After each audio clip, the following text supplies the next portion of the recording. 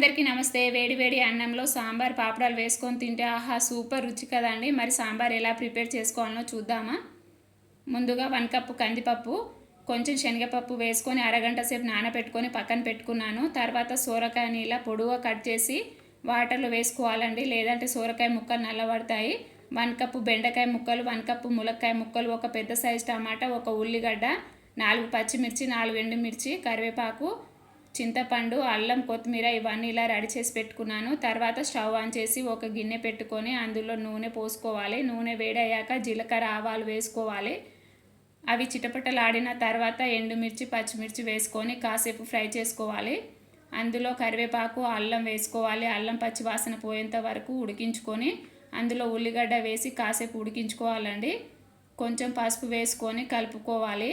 ఇలా ఈ విధంగా కలుపుకున్న తర్వాత ములక్కాయ ముక్కల్ని వేసి 2-3 నిమిషాల పాటు ఉడికించుకోవాలి.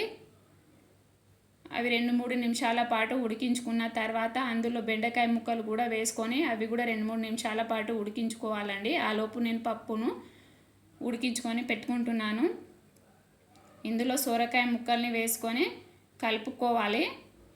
ఇలా కలుపుకున్న తర్వాత సొరకాయ ముక్కలు ఈ విధంగా ఉడికించుకోవాలండి, మెత్తగా ఉడికించుకోవాలి.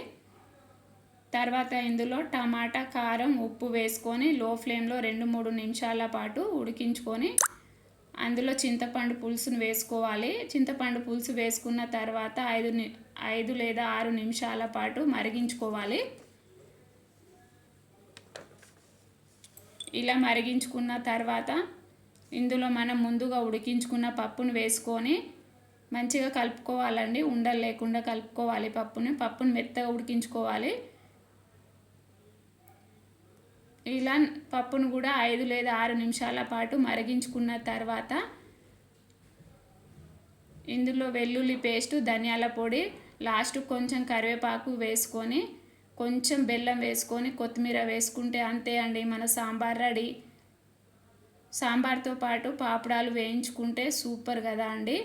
వేడి వేడి అన్నంలో సాంబార్ పాపడాలు సూపర్ కాంబినేషన్. నా ఛానల్ మీకు నచ్చినట్లయితే చిన్న లైక్ వేసుకోండి. Thank you for watching.